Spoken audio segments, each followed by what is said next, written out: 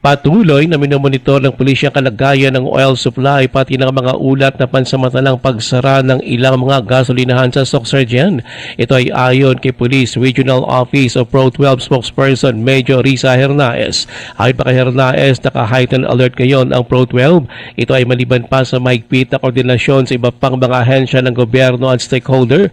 Layo nito ayon kay Hernaez na matiyak ang pagpapanatili ng kapayapaan at kaayusan sa kabila ng sitwasyon ngayon.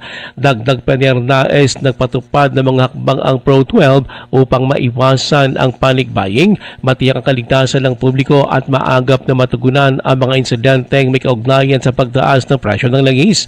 Umapi na rin si Hernaez sa publiko na manatiling kalmado, kumuha lang ng mga impormasyon sa mga lihitimong pinanggalingan nito at tulungan ng otoridad sa pagmonitor sa sitwasyon ngayon ng rehiyon. Ruel Usano, NDBC Bida Balita.